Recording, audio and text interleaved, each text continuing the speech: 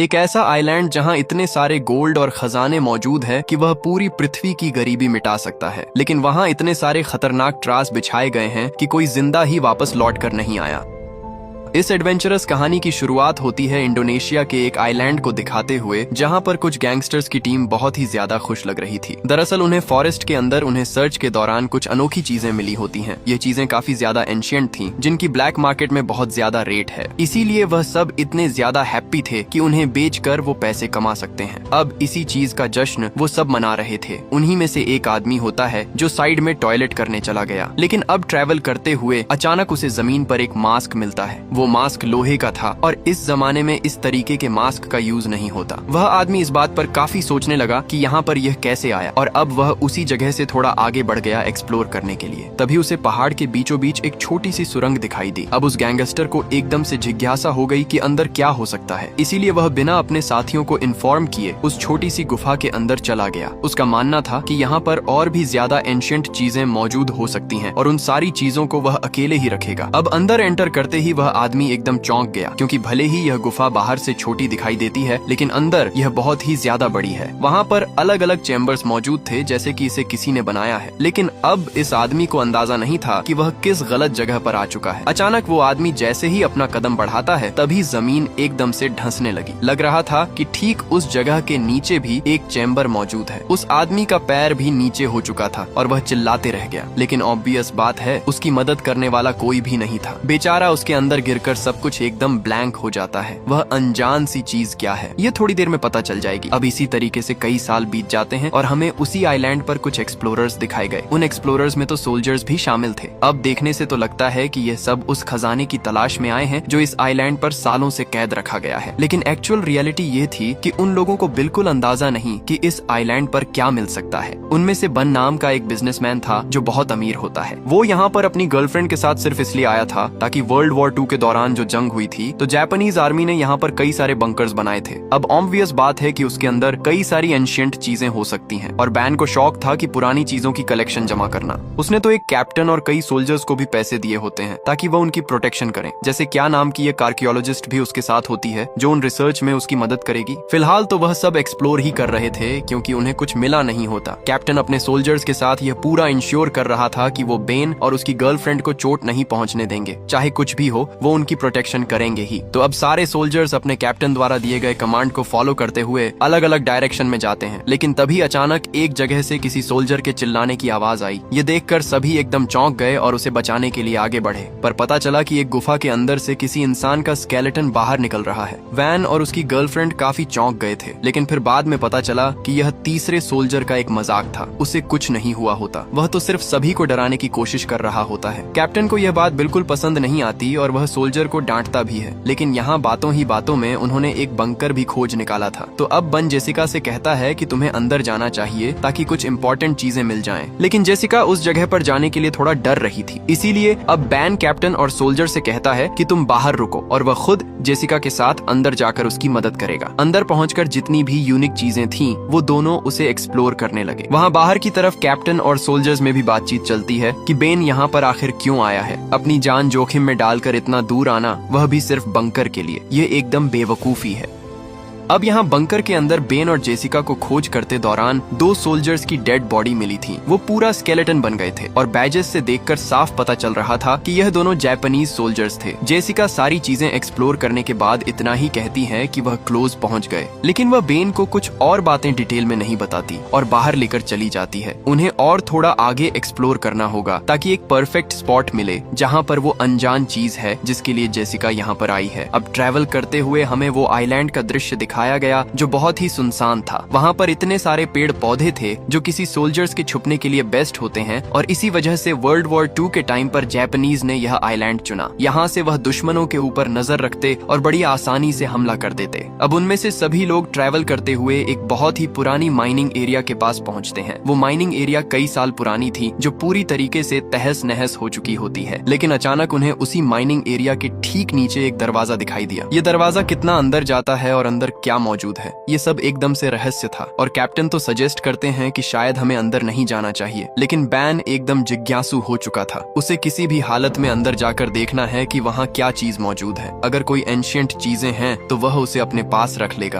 Captain एकदम से बेबस था। बन जैसा कहेगा उसे वैसा करना पड़ेगा। अब सभी लोग उस माइनिंग एरिया से होते हुए आखिरकार उस दरवाजे के पास पहुंचते हैं। कैप्टन का सोल्जर्स कैसे भी करके उस दरवाजे को ओपन कर देता है, यानी अब उनमें से सब रेडी थे अंदर जाकर एक्सप्लोर करने के लिए। लेकिन तभी अचानक कई सारे गैंगस्टर्स ऊपर की तरफ से फायरिंग करने लगे। वहाँ पर इतना ज्यादा कायोटिक माहौल हो गया था कि सभी माइनिंग एरिया के अंदर भागते हैं। कैप्टन के सोल्जर्स भी पलटवार तो कर रहे थे, लेकिन बन, जैसी और उसकी गर्लफ्रेंड की जान बचाना उनकी पहली प्रायोरिटी थी। अब ऑलमोस्ट जब सभी लोग माइनिंग एरिया के अंदर थे तभी गैंगस्टर्स ने वहाँ पर एक ग्रेनेड फेंक दिया। ग्रेनेड इतना तेजी से फटा कि वहाँ का एंट्रेंस ही उड़ गया था। कैप्टन का एक सोल्जर तो उन्हें बचाने के चक्कर में वहीं पर दब गया था। उस धमाके में तो वो माइनिंग एरिया आधे से ज्यादा ढह चुका था। यानी अब ऑब्वियस बात है कि वह सब इस एरिया के अंदर फंस चुके हैं। लेकिन यह नहीं समझ में आ रहा कि गैंगस्टर्स को उनकी लोकेशन के बारे में कैसे पता चला। उन्होंने आखिरकार हम पर हमला क्यों किया, ये एकदम रहस्य रहता है।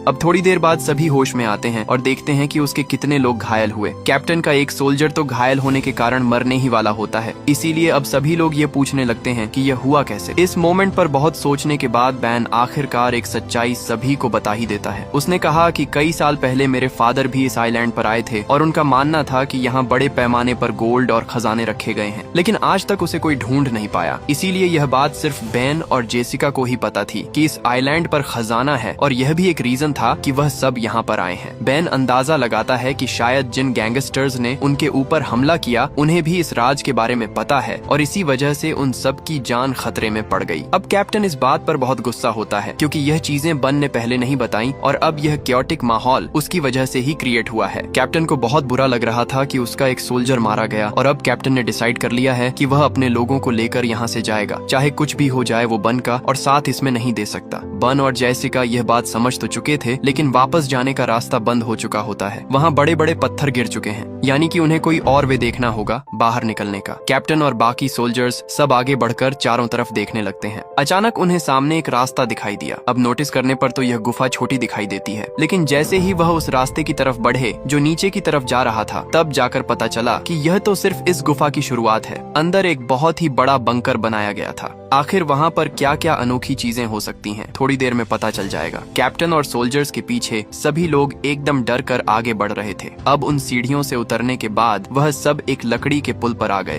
पहले लगा कि यह पुल टूट जाएगा, लेकिन अभी भी एकदम वह स्ट्रांग था। उनके ऊपर पैर रखते ही अचानक वहाँ की लाइट्स ऑन हो गई। कैप्टन सभी को रुकने के लिए कहता है क्योंकि यहाँ पर दुश्मन हो सकते हैं। बड़े बड़े फ्लैग्स भी लगाए गए थे जापानीज गवर्नमेंट के, जो कई साल पहले के होते हैं। लेकिन कैप्टन यह बात नहीं समझ पाता कि अगर यह चीजें कई साल पुरानी है तो फिर ये लाइट्स अपने आप ऑन कैसे हुई। इतने टाइम तक कोई भी जनरेटर सही नहीं हो सकता, यानी जरूर कोई ना कोई उनके ऊपर नजर रख रहा है और इसकी सावधानी उन्हें बरतनी होगी। कैप्टन धीरे धीरे करते हुए आगे बढ़ जाते हैं और उस लकड़ी के पुल को क्रॉस कर देते हैं। अब अचानक उनकी टीम एक ऐसी चैम्बर में पहुंच गई जो किसी स्टोर रूम जैसा था। वहाँ पर कई सारी दवाइयाँ रखी गई थी और मास्क भी होते हैं जो कि नॉर्मल वर्कर्स नहीं पहन सकते। वो किसी वैज्ञानिक या फिर एक्सपेरिमेंट का हिस्सा लग रहा होता है। थोड़ी जांच और करने पर उन्हें फोटोग्राफ्स के साथ साथ डॉक्यूमेंट्स भी मिले उन एक्सपेरिमेंट के, जो कि जापानीज गवर्नमेंट उन लोगों के साथ करती थी जो पकड़े जाते थे। यानी उनके ऊपर अलग टाइप के एक्सपेरिमेंट और टॉर्चर करना। एक तरीके से देखा जाए तो उन लोगों को वहाँ सारे डॉक्यूमेंट्स मिल गए थे जो कि जापानीज गवर्नमेंट वर्ल्ड वॉर 2 के दौरान करती थी। उनका पूरा प्लान, वो कैसे हमला करने वाले हैं और आगे क्या करेगी। यहाँ पर कैप्टन को इन चीजों के ऊपर बिल्कुल भरोसा नहीं होता। वो ये बिल्कुल बिलीव नहीं कर पा रहा था कि जापानी सोल्जर्स इस जगह का यूज करेंगे इतना बड़ा खजाना छुपाने के लिए। उसने तो यही कह दिया कि शायद ये पूरी इन्फॉर्मेशन गलत है और उसमें वो बैन और जेसिका का साथ बिल्कुल नहीं देगा।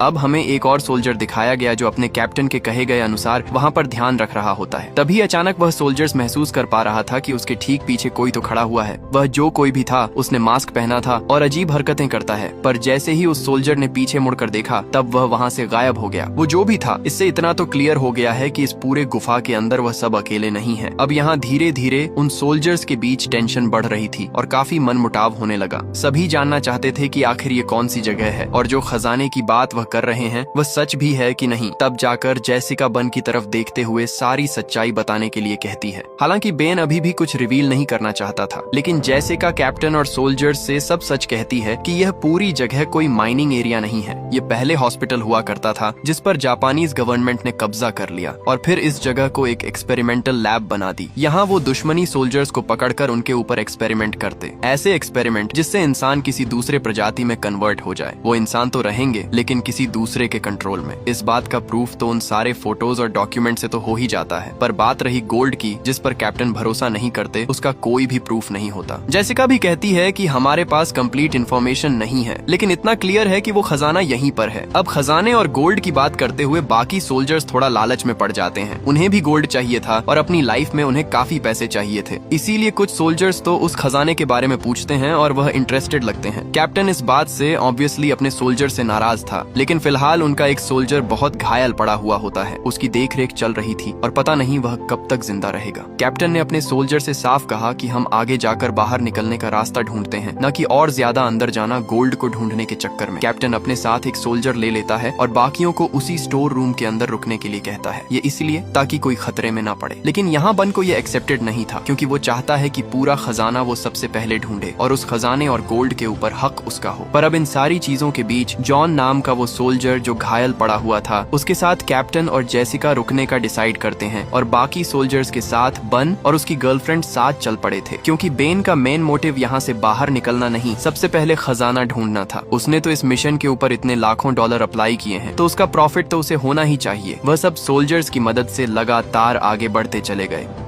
अब यहाँ घायल पड़े हुए सोल्जर जॉन के पास कैप्टन जेसिका से कुछ बातें करता है। कैप्टन ने जेसिका को अपनी लाइफ के बारे में बताया कि कैसे वह पहले सेल्फिश था। सेना में होने के बावजूद भी वह सिर्फ अपने बारे में सोचता। उसने अपनी जिंदगी में कई सारी लड़ाइयाँ लड़ी और कई लोगों को मारा, लेकिन कुछ टाइम बाद उसने यह सब क्विट कर दिया। तब से लेकर आज तक उसने किसी की भी जान नहीं ली है। जेसिका कैप्टन की कहानी सुनकर काफी भावुक हो जाती है, पर वहाँ बन और बाकी सोल्जर्स एक ऐसी जगह पर पहुँच गए जहाँ नीचे की तरफ कई सारी लोहे की जालियां लगी थी। देखकर लगता है कि वो एक अलग ही कमरा है जिसमें डिफरेंट चीजें की जाती हैं। बन को तो नीचे की तरफ एक हेलमेट भी मिला जिस पर यूएस आर्मी के बारे में लिखा था, यानी ऑब्वियस है यहाँ पर यूएस सोल्जर्स जरूर आए होंगे। सोल्जर्स प्रोटेक्ट करते हुए जब थोड़ा और अंदर जाते हैं तो उन्हें एक्सपेरिमेंट वाली चीजें मिली जो ऑब्वियसली किसी इंसानों के ऊपर करते थे, यानी जेसिका की कही गई बात एकदम सच है। जहाँ पकड़े गए कैदियों के ऊपर टॉर्चर और एक्सपेरिमेंट किए जाते हैं। इनफैक्ट इतना ही नहीं, उन्हें तो बड़े बड़े जार्स दिखाई देते हैं जिसके अंदर इंसानों के कटे गए बॉडी पार्ट्स रखे गए थे। ये इतने ज्यादा घिनौने थे कि कोई उसे देखकर उल्टी कर दे। बन तो अपनी गर्लफ्रेंड के साथ उस पूरी जगह को और भी ज्यादा एक्सप्लोर करने लगता है। भले यह डरावना था, लेकिन उसे खजाना ढूंढना है। अब यहाँ जॉन नाम के उस सोल्जर जो कि बहुत ज्यादा घायल था, ग्रेनेड हमले में उसे जमीन पर कुछ हिलता हुआ दिखाई देता है। वो जब नोटिस कर रहा था तो ऐसा लगता है कि कोई जमीन में उसे खींच रहा है। अब जैसे ही वह उसे देखने गया तो पता चला कि वह जमीन के अंदर गिरने लगा है, सेम उसी तरीके से जैसा कहानी की शुरुआत में वो गैंगस्टर गिरा था। किसी ने जॉन नाम के उस सोल्जर को मिट्टी के अंदर से ही खींच लिया। कैप्टन और जेसिका जैसे ही यह नोटिस करते हैं, वह तुरंत ही उसे पकड़ने के लिए गए। उस गड्ढे के अंदर वह जल्द से जल्द खोदने लगे ताकि जॉन को बचाया जा सके। जैसे तैसे वह अंदर तो पहुंचते हैं, लेकिन जॉन मर चुका था। उसका पूरा शरीर एकदम गलने लगा होता है, जैसे किसी ने उसकी बॉडी पर एसिड डाल दिया हो। ध्यान से देखने पर वहाँ इंसानों के कई सारे स्केलेटन्स मौजूद थे, यानी उस गुफा के अंदर कोई तो है जो लोगों को मार रहा है और उन्हें बहुत बुरी तरीके से खा जाता है। जेसिका के तो होश उड़ गए थे। यहाँ कैप्टन और जेसिका अपने आप को संभाल ही रहे थे, तभी अचानक उनके ऊपर हमला हुआ। किसी ने दोनों को मारकर बेहोश कर दिया था। दूसरी तरफ हमें एक सोल्जर दिखाया गया जो गोल्ड ढूंढने के लिए अलग ही निकल पड़ा था, लेकिन उन सोल्जर्स के ऊपर किसी ने हमला कर दिया। ये ऐसे लोग थे जिनकी बॉडी एकदम से गल चुकी थी और चेहरे पर लोहे के मांस लगे हुए थे। देखने से पता ही नहीं चल रहा था कि वो इंसान है या फिर जानवर। वो इतने बुरी तरीके से सोल्जर के ऊपर झपटते हैं कि उसकी आंखों को ही फोड़ देते हैं। बेचारा सोल्जर्स कैसे भी करके अपने आप को बचा रहा था। और ध्यान से देखा जाए तो इन अजीब से क्रिएचर वाले लोगों ने जो मास्क पहना हुआ है, वैसा ही सेम मास्क कहानी की शुरुआत में उस गैंगस्टर को मिला था। यानी असली रहस्य तो अब रिवील हो रहा है। उन खतरनाक क्रिएचर वाले लोगों ने एक सोल्जर को मार दिया और अब बचा था दूसरा सोल्जर। वो अपने आप को बचाने की कोशिश तो कर रहा था, लेकिन क्रिएचर्स की संख्या बढ़ती जा रही थी। बहुत लड़ने के बाद एक मोमेंट ऐसा आता है जब वह हार मान चुका था और अब शायद वह सभी इंसानी क्रिएचर्स उसे खत्म कर देंगे। लेकिन इन चीजों का शायद उन सोल्जर को पता नहीं था और ह्यूमनॉइड करिए चेस ने उन्हें मार दिया। दूसरी तरफ दिखाया जाता है कैप्टन और जेसिका को, जिसके सामने मास्क पहना हुआ एक आदमी खड़ा था। उसके हाथ में वेपन होता है और वह अपने आप को वर्ल्ड वॉर 2 का जापानी सोल्जर बता रहा था। कैप्टन और जेसिका अपना सर झुकाकर उसे समझाने की कोशिश करते हैं। अब वो जो कोई भी जापानी सोल्जर था वह तो यह कहने लगा कि जापान वर्ल्ड वॉर 2 जीत चुकी है और चारों तरफ उनका ही राज हो चुका है, पर अभी भी जंग जारी है, इसीलिए वह वर्ल्ड वॉर 2 के बाद से यहीं पर रहे और कभी बाहर ही नहीं निकले। लेकिन जेसिका उस आदमी को साफ कहती है कि जापान हार चुका है, उन्होंने पहले ही सरेंडर कर दिया था और अब तो यह 20 सेंचुरी चल रही है। वो जापानीज सोल्जर एकदम चौंक गया हो और अपने वेपन नीचे करता है। तब जाकर जेसिका ने उसे टैब पर कुछ वीडियोस दिखाए। ये वीडियोस में साफ पता चल रहा था कि जापानीज गवर्नमेंट के प्रेसिडेंट सरेंडर कर रहे हैं, यानी वो सब हार चुके हैं और जंग सालों पहले खत्म हो चुकी है। उस जापानी सोल्जर ने अपना मास्क हटाया और पता चला कि उसका चेहरा एकदम से खराब हो चुका है। वो एकदम से शॉक में था कि उसे तो यह बात पता ही नहीं होती और तब से उसे यही लग रहा है कि बाहर अभी भी जंग जारी है। इसी वजह से वह सालों से यहीं पर कैद है। ये चीजें अगर उसे थोड़ी देर पहले भी पता होती तो वह अपने साथी को बचा लेता, क्योंकि वह तो स्ट्रेचर पर जो लेटा था वह मर चुका है। जब वह जापानी सोल्जर थोड़ा इमोशनल होकर नीचे गिर पड़ा था तो कैप्टन ने मौका देकर उसका ही वेपन सामने रख दिया। यह इसलिए क्योंकि उसके साथ डील करना खतरनाक हो सकता है। कैप्टन और जेसिका पूरी कोशिश कर रहे थे कि वो उस अनजान सोल्जर से सब कुछ उगलवा लें। उन्होंने पूछना स्टार्ट कर दिया कि तुम्हारी ऐसी हालत कैसे हुई और इतने सालों बाद भी तुम कैसे जिंदा हो यहाँ पर। तब जाकर सोल्जर बताता है कि जापानीज वैज्ञानिकों ने जो इंजेक्शन और जो एक्सपेरिमेंट उनके ऊपर किए थे ये उसका नतीजा है, यानी उन सोल्जर्स की टीम के ऊपर अलग अलग एक्सपेरिमेंट कराए गए और ये सारी चीजें ये बोलकर होती हैं कि तुम कभी बूढ़े नहीं होगी, तुम्हारी जवानी हमेशा बरकरार रहेगी। वैज्ञानिकों ने तो बाहर जाने का रास्ता भी बंद कर दिया था और जो बचे हुए एक आध रास्ते थे वह सिर्फ उन्हें ही पता था। यह बात सुनने पर जेसिका और कैप्टन काफी शॉक में हो गए, पर वह सोल्जर बताता है कि जापानीज वैज्ञानिक यहीं पर नहीं रुके। वह अपने एक्सपेरिमेंट को नेक्स्ट लेवल तक लेकर जाना चाहते थे, इसीलिए उन्होंने हम सभी को यहाँ पर कैद किया और अलग अलग इंजेक्शन देने लगे। इस इंजेक्शन से वह एक्चुअली यह चाहते थे कि सभी सोल्जर्स एक ऐसी आर्मी बना लें जो कभी भी नहीं मरती हो और उनके लिए काम करें, यानी जापान के लिए ऐसे सोल्जर्स जो डेड हैं लेकिन अपने दुश्मन को बहुत बुरी तरीके से चोट पहुंचा सकते हैं। ना ही इन्हें कोई मार सकता है बल्कि यह कुछ टाइम बाद वापस जिंदा हो जाएंगे। उस जापानी सोल्जर ने तो एक डार्क रियलिटी जापान के बारे में सब बता दी थी, यानी कि ऐसी सेना जो पूरे देशों पर अपने आप ही कब्जा कर ले। कैप्टन और जेसिका टेंशन में आकर उससे बाहर निकलने का रास्ता पूछते हैं। उस भयानक सोल्जर ने कहा कि पहला रास्ता ढक चुका है, एक और रास्ता है, लेकिन वहां पर जाना खतरे से खाली नहीं होगा।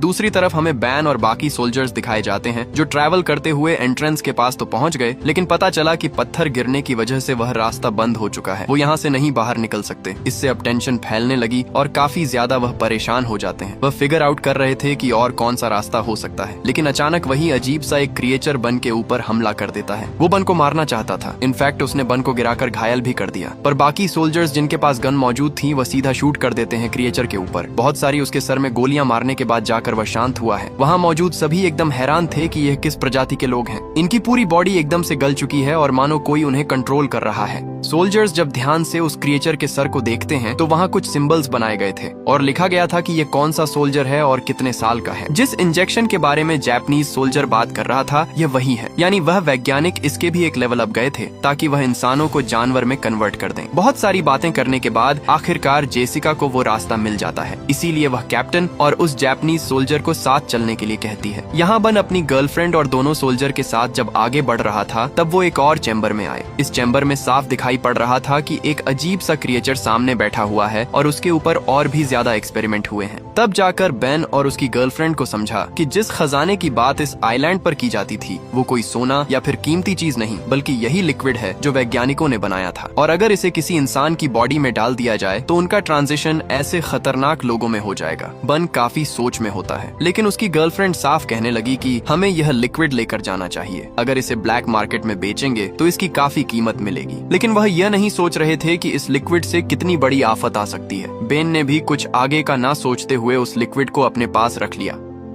अब वो सोल्जर्स थोड़ा और आगे बढ़ते हैं जहां से उन्हें बाहर निकलने का रास्ता मिले। वो एक बड़ा सा डोर था जिसे ओपन करने के बाद एक गुफा आती है। अब जैसे ही वह गुफा में आगे बढ़ने के लिए कदम रखते हैं तब एक शॉकिंग चीज सामने आई। सीधे देखने पर वहां पर कई सारे क्रिएचर्स वाले इंसान मौजूद थे जो एक आर्मी की तरह खड़े होते हैं, यानी वैज्ञानिकों द्वारा बनाए गए वो फाइनल सोल्जर्स जो जापानीज गवर्नमेंट चाहती थी दुश्मनों से लड़ने के लिए। उस गुफा में इतनी बड़ी जापानीज आर्मी थी जो कि पूरी तरीके से इमॉर्टल है। एक्सपेरिमेंट के कारण ना तो उन्हें कोई दर्द फील होता है और ना ही उन्हें कोई मार सकता है। उनके अंदर सिर्फ एक ही जुनून है कि सामने जो भी आए उन्हें खत्म कर दें। अब वहाँ पर आकर उन लोगों ने सारी आर्मी को जगा दिया था, जो पूरी तरीके से एकदम हथियारों से लैस होती है, और अब क्रिएचर की पूरी आर्मी उनके ऊपर टूट पड़ी थी। बन, उसकी गर्लफ्रेंड और बाकी बचे हुए सोल्जर्स वापस चैम्बर में भागने का ट्राई करते हैं। उनमें से एक सोल्जर बहुत बुरी तरीके से तलवारों से मारा गया। अजीब से इंसानी क्रिएचर उन्हें एक बार में ही खत्म कर देते हैं। जैसे तैसे बेन अपनी गर्लफ्रेंड और दूसरे सोल्जर के साथ एक चैम्बर में पहुंचा और वहां से नीचे जाने लगा। फिलहाल तो उन क्रिएचर से बचना बहुत जरूरी है, क्योंकि एक बार हाथ में आग गए तो वह छोड़ेंगे नहीं। ट्रैवल करते हुए वह उस स्केलेटन वाले हिस्से में पहुंची जहां सभी को काट कर खाया जाता था। वहां पर तो वह अपने उस सोल्जर की डेड बॉडी भी देखते हैं जो घायल पड़ा हुआ था। फिर भी कैसे भी हिम्मत करते हुए वो आगे बढ़ते चले गए। बैन, उसकी गर्लफ्रेंड और उस सोल्जर तो उस जगह पर भी पहुंच गए जहां उस संदेह सोल्जर्स को उन क्रिएचर ने मारा था। अब उन्हें कुछ समझता नहीं कि कहां जाए, इसीलिए वह सीधा कैप्टन और जेसिका के पास बढ़ने लगते हैं। पता चला कि उन इमोर्टल सोल्जर्स की आदमी पूरी जगह पर फैल चुकी है। वह ढूंढ रही है अपने शिकार को मारने के लिए। बन के ऊपर एक क्रिएचर ने हमला कर दिया था, जिससे वह घायल हो चुका होता है। अब यहाँ उसकी गर्लफ्रेंड बन के लिए काफी फिक्र करने लगी कि वह शायद मर जाएगा, इसीलिए पता नहीं वो क्या सोच रही थी, और उसने तुरंत ही वह इंजेक्शन निकाला और बन के बॉडी में वही घुसा दिया। उसे लग रहा था कि इस इंजेक्शन की वजह से बन जिंदा रहेगा। अब वो सारे इमोर्टल सोल्जर्स उस जगह पर भी पहुंच जाते हैं जहां पर कैप्टन और जेसिका थे। कैप्टन जेसिका तो वहां से भाग जाते हैं अपनी जान बचाकर, लेकिन वो जापानीज सोल्जर जो ऑलरेडी इन्फेक्टेड था वो सरेंडर कर देता है। सारे इमोर्टल सोल्जर्स इतने ज्यादा बेरहम थे कि वो काफी बुरी तरीके से मौत देते। सभी आगे तो चल रहे थे, लेकिन बन की गर्लफ्रेंड उन्हें धोखा दे देती है। वो सिर्फ बन के बारे में सोच रही थी और उसे लेकर एक केव के अंदर जाकर छुप गई। पर यहाँ बन के अंदर जो लिक्विड गया था उससे वह कन्वर्ट होने लगा उन्हीं इमोर्टल लोगों में। उसकी हालत इतनी खराब हो जाती है कि कुछ ही देर में वो आउट ऑफ कंट्रोल हो गया और अपनी गर्लफ्रेंड को जान से मार दिया। यानी यह लिक्विड सच में काम करता है। कैप्टन और बचे हुए एक सोल्जर को भी वह पकड़ लेते हैं और एक एक करके मारने लग जाते हैं। कैप्टन मर चुका था और उसके साथ बचा हुआ एक सोल्जर भी लड़ने की कोशिश करता है, पर देखने से लग रहा था कि उन सोल्जर्स के पास भी हाई आईक्यू वाला दिमाग है। वो अच्छी तरीके से न ही उसे रोक रहे थे, बल्कि उसे एक साथ खत्म भी कर देते हैं। यानी अब ऑलमोस्ट सभी मर चुके हैं सिवाय जेसिका के। जेसिका वहाँ से बाहर निकलने का रास्ता ढूंढ लेती है और पानी के रास्ते ऊपर आ जाती है, पर उसके साथ पानी के अंदर से कोई और भी आया था। बाहर वही इमोर्टल सोल्जर निकलता है जिसने की जेसिका को पकड़ा और जान से मार दिया। धीरे धीरे करके उन पूरी इमोर्टल सोल्जर की आर्मी बाहर आ जाती है और अब वो बढ़ चले थे आगे की तरफ जहां वो सभी को मारेंगे। यानी इससे ये बात तो कंफर्म है कि अब शायद एक नई जंग शुरू होने वाली है। ऐसी जंग जहां पर इमोर्टल सोल्जर्स जिन पर एक्सपेरिमेंट करके बनाया गया है वो लोगों को चुंच कर मारेंगे। हमारी भी कहानी इसी खतरनाक एंडिंग के साथ यहीं खत्म हो जाती है।